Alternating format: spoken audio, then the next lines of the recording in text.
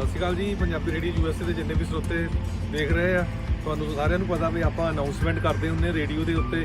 ਤੇ ਭਾਈ ਸਾਹਿਬ ਤਰਲੋਚਨ ਸਿੰਘ ਹੁਣੀ ਬਹੁਤ ਲੰਮੇ ਸਮੇਂ ਤੋਂ ਸੇਵਾ ਕਰਦੇ ਆ। ਹੁਣ ਇਹਨਾਂ ਪਾਸੋਂ ਪੁੱਛਾਂਗੇ, ਜਦੋਂ ਤੁਸੀਂ ਸੈਨੋਜ਼ੇ ਵੱਲੋਂ ਹਾਈਵੇ 152 ਤੇ ਫ੍ਰਿਜ਼ਨੋ ਨੂੰ ਜਾਂਦੇ ਆ, ਡੌਸ ਪੈਲਸ ਦਾ ਐਗਜ਼ਿਟ ਆ ਬਿਲਕੁਲ, ਇੱਥੇ ਟਰੱਕ ਰਿਪੇਅਰ ਸ਼ਾਪ ਆ, ਟਰੱਕ ਕਾਫੀ ਪਾਰਕ ਆਉਂਦੇ ਆ ਤੇ ਬਹੁਤ ਲੰਮੇ ਸਮੇਂ ਤੋਂ ਇਹ ਸੇਵਾ ਕਰਦੇ ਆ ਰਸ ਦੀ।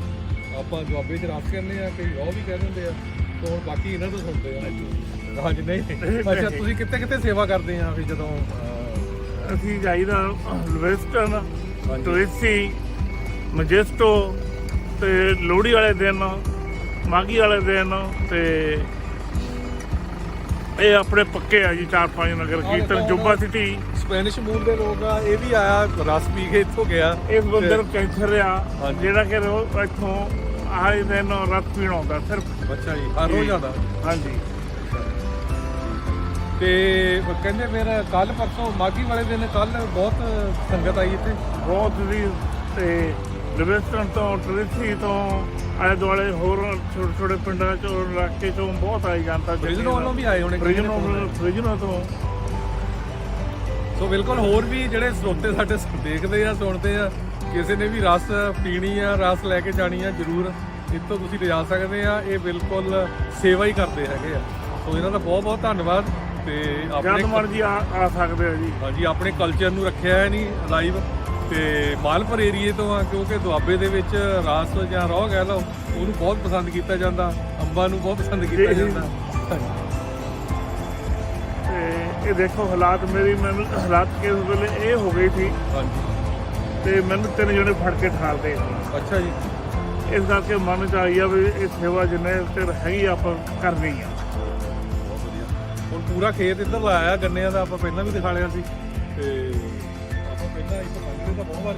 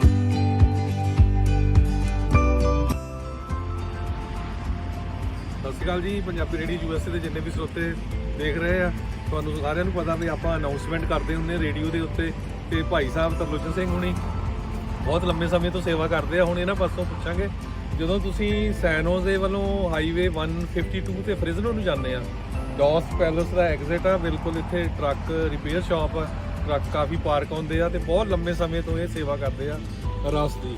ਆਪਾਂ ਦੁਆਬੇ 'ਚ ਰਸ ਕਹਿੰਦੇ ਆ, ਕਈ ਉਹ ਵੀ ਕਹਿ ਦਿੰਦੇ ਆ।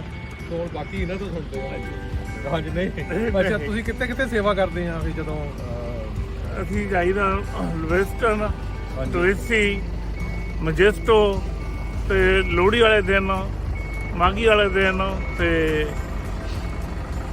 ਇਹ ਆਪਣੇ ਪੱਕੇ ਆ ਜੀ 4-5 ਨਗਰ ਕੀਰਤਨ। ਜੁਬਾ ਸਿਟੀ ਸਪੈਨਿਸ਼ ਮੂਲ ਦੇ ਲੋਕ ਆ, ਇਹ ਵੀ ਆਇਆ ਰਸ ਪੀ ਕੇ ਇੱਥੋਂ ਗਿਆ। ਇਸ ਬੰਦੇ ਨੂੰ ਕੈਂਸਰ ਆ ਜਿਹੜਾ ਕਿ ਇੱਥੋਂ ਆਏ ਦਿਨ ਰਸ ਪੀਣ ਆਉਂਦਾ ਸਿਰਫ। ਅੱਛਾ ਜੀ, ਹਰ ਰੋਜ਼ ਆਉਂਦਾ? ਹਾਂਜੀ। ਤੇ ਕਹਿੰਦੇ ਫਿਰ ਕੱਲ ਪਰਸੋਂ ਮਾਘੀ ਵਾਲੇ ਦਿਨ ਕੱਲ ਬਹੁਤ ਸੰਗਤ ਆਈ ਇੱਥੇ? ਬਹੁਤ ਦੀ। ਤੇ ਲਿਵਿੰਗਸਟਨ ਤੋਂ, ਟ੍ਰੇਸੀ ਤੋਂ, ਆਲੇ ਦੁਆਲੇ ਹੋਰ ਛੋਟੇ ਛੋਟੇ ਪਿੰਡਾਂ ਚੋਂ, ਇਲਾਕੇ ਚੋਂ ਬਹੁਤ ਆਈ ਜਨਤਾ। ਫ੍ਰਿਜ਼ਨੋ ਵੱਲੋਂ ਵੀ ਆਏ ਹੋਣੇ? ਫ੍ਰਿਜ਼ਨੋ ਤੋਂ। ਸੋ ਬਿਲਕੁਲ ਹੋਰ ਵੀ ਜਿਹੜੇ ਸਰੋਤੇ ਸਾਡੇ ਦੇਖਦੇ ਆ, ਸੁਣਦੇ ਆ, ਕਿਸੇ ਨੇ ਵੀ ਰਸ ਪੀਣੀ ਆ, ਰਸ ਲੈ ਕੇ ਜਾਣੀ ਆ, ਜ਼ਰੂਰ ਇੱਥੋਂ ਤੁਸੀਂ ਲਿਜਾ ਸਕਦੇ ਆ। ਇਹ ਬਿਲਕੁਲ ਸੇਵਾ ਹੀ ਕਰਦੇ ਹੈਗੇ ਆ। ਸੋ ਇਹਨਾਂ ਦਾ ਬਹੁਤ ਬਹੁਤ ਧੰਨਵਾਦ। ਤੇ ਜਦ ਮਰਜੀ ਆ ਸਕਦੇ ਆ ਜੀ। ਹਾਂਜੀ, ਆਪਣੇ ਕਲਚਰ ਨੂੰ ਰੱਖਿਆ ਹੈ ਨਹੀਂ ਲਾਈਵ। ਤੇ ਮਾਲਪੁਰ ਏਰੀਏ ਤੋਂ ਆ, ਕਿਉਂਕਿ ਦੁਆਬੇ ਦੇ ਵਿੱਚ ਰਸ ਜਾਂ ਰੋਹ ਕਹਿ ਲਓ, ਉਹਨੂੰ ਬਹੁਤ ਪਸੰਦ ਕੀਤਾ ਜਾਂਦਾ, ਅੰਬਾਂ ਨੂੰ ਬਹੁਤ ਪਸੰਦ ਕੀਤਾ ਜਾਂਦਾ। ਤੇ ਇਹ ਦੇਖੋ ਹਾਲਾਤ ਮੈਨੂੰ ਹਾਲਾਤ ਕਿਸ ਵੇਲੇ ਇਹ ਹੋ ਗਈ ਸੀ। ਹਾਂਜੀ। ਤੇ ਮੈਨੂੰ 3 ਜਣੇ ਫੜ ਕੇ ਠਾਲਦੇ ਸੀ। ਅੱਛਾ ਜੀ।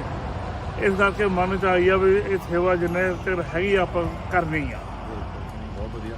ਹੁਣ ਪੂਰਾ ਖੇਤ ਇੱਧਰ ਲਾਇਆ ਗੰਨਿਆਂ ਦਾ, ਆਪਾਂ ਪਹਿਲਾਂ ਵੀ ਦਿਖਾ ਲਿਆ ਸੀ। ਤੇ ਆਪਾਂ ਪਹਿਲਾਂ ਇੱਥੋਂ ਲੰਘਦੇ ਤਾਂ ਬਹੁਤ ਵਾਰ ਸੀ। ਤੇ ਇੱਥੇ ਕਿੰਨੇ ਚਿਰ ਤੋਂ ਆ ਤੁਸੀਂ ਇਸ ਜਗ੍ਹਾ ਤੇ? ਇਸ ਜਗ੍ਹਾ ਤੇ ਸਾਨੂੰ ਹੋ ਗਿਆ 8 ਸਾਲ। ਅੱਛਾ ਜੀ। ਹਾਂਜੀ। ਤੇ 7-8 ਸਾਲ ਅਸੀਂ ਉਹਦੇ ਬੈਕ ਸਾਈਡ ਤੇ ਸੀਗੇ ਪਹਿਲਾਂ। ਅੱਛਾ ਜੀ। ਤੇ 15-16 ਸਾਲ ਹੋ ਗਏ ਸਾਨੂੰ। ਠੀਕ ਹੈ। ਇਹ ਫਿਰ ਪਾਰਕਿੰਗ ਵੀ ਆ ਜਾਂ ਕੱਲਾ ਰਿਪੇਅਰ ਦਾ ਹੀ ਆ? ਨਹੀਂ, ਰਿਪੇਅਰ ਦਾ ਹੀ ਆ। ਪਾਰਕਿੰਗ ਹੈਗੀ ਆ, ਅਸੀਂ ਚਾਰਜ ਨਹੀਂ ਕਰਦੇ, ਫ੍ਰੀ ਆ। ਉਹ ਅੱਛਾ ਜੀ। ਜਿਹੜਾ ਵੀ ਜਿੰਨੇ ਉੱਤੇ ਚਿਰਲੇ ਮਰਜ਼ੀ ਕੋ ਖੜੇ ਕਰੇ, ਅੱਛਾ ਜੀ, ਕੋਈ ਚਾਰਜ ਨਹੀਂ, ਫ੍ਰੀ ਆ। ਸੋ ਟੋਟਲੀ ਰਿਪੇਅਰ ਵੀ ਆ ਟਰੱਕਾਂ ਵਾਲੇ ਵੀਰਾਂ ਦੀ। ਤੁਸੀਂ ਦੇਖ ਸਕਦੇ ਬਹੁਤ ਸਾਰੇ ਟਰੱਕ ਇੱਥੇ ਖੜੇ ਵੀ ਹੈਗੇ ਆ ਜਿਹੜੇ ਰਿਪੇਅਰ ਦੇ ਲਈ ਆਏ ਹੋ।